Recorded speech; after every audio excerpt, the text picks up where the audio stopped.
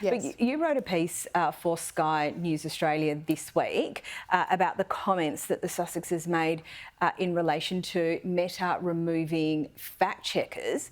What happened and what's your view across this? Because the position that Zuckerberg's taken in relation to having something similar to community notes that is now on the platform X as opposed to fact checkers, I mean, it has been welcomed in some circles and then it's been absolutely slammed here. It has. So I think most people think the sort of breakup of the fact-checking unit is a good thing because it had become some sort of like a censorship weapon in a way. It was arbitrarily sort of people deciding what should and should not be published.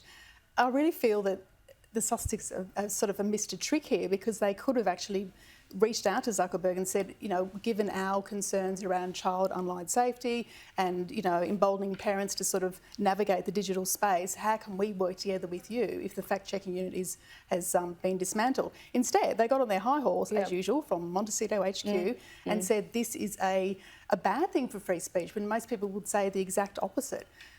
So, you know, and they were also saying things like, it's going to create profit only for Facebook, it's going to cause chaos in families, and it's going to cause a lot of misinformation.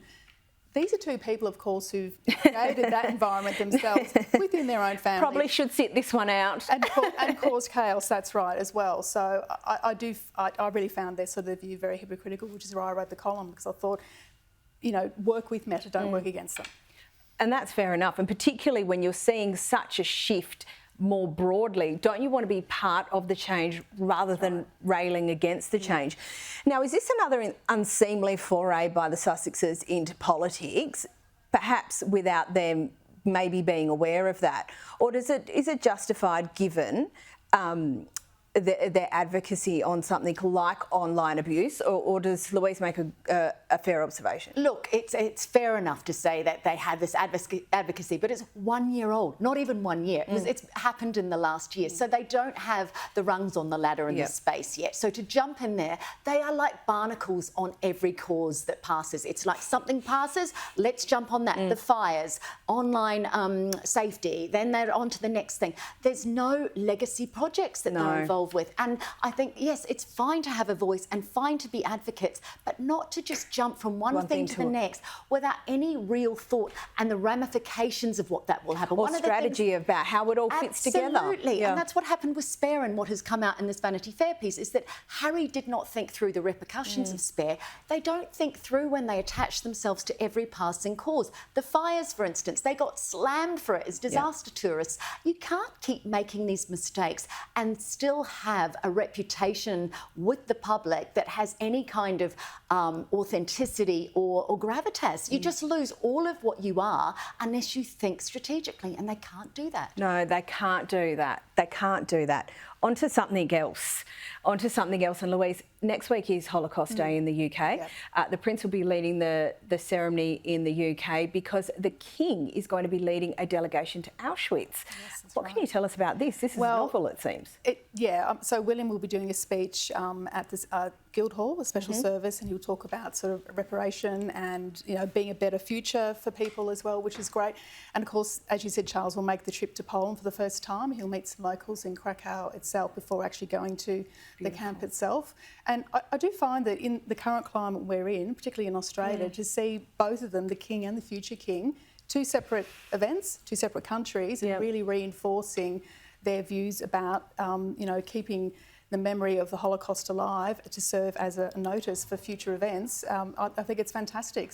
And a great piece of cross-generational teamwork. It is, and of course William and Kate also have a real connection to that cause as well. William has met many Holocaust survivors previously, and Kate actually photographed some last year, and there was a special exhibition of that. So they're very aware of the key issue here and what's happening in the world at the moment, particularly with the ceasefire in Gaza.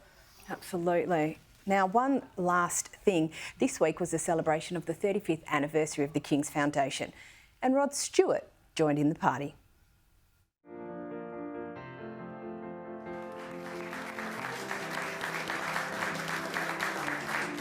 What a wonderful way to celebrate the 35th anniversary of the foundation. I was going to put my watch in, but I was told I wouldn't get it back. In 100 years' time. I think Rod should have put a song in. It's hard to know who's actually the king here, isn't it? Oh, I know. Look. The what was the Prince's Foundation, now the King's Foundation, has done some admirable work. It's important to celebrate these things. 35 years, and think about it, he was 40 when he, or 41 when he started this, and this is what William's doing now with homelessness, within the Earth Prize. He is establishing these legacy projects, and what's beautiful is, and what I love about the King, is that he gathers people around him that have done the work. Yep. So Rod Stewart's done the work. Penny Lancaster, his wife, Yes. works as a police officer. Alan Titchmarsh is a very celebrated gardener in England. The Beckhams, they're people that the public respects, and I think that alignment with, you know, you can join with celebrity people and it all looks good, but if it's not authentic and you don't actually have that friendship, they do. They definitely have that friendship. They definitely have that friendship. Lovely. And the King's Foundation has done extraordinary work. It's helped people in all sorts of areas of life, and it's something that the King, having waited to get to the crown, was a brilliant concept. It was a brilliant piece of preparation to get to the top job, wasn't it? Absolutely. Ladies, as always, fabulous to have you on the desk, Louise Roberts and Angela Mollard.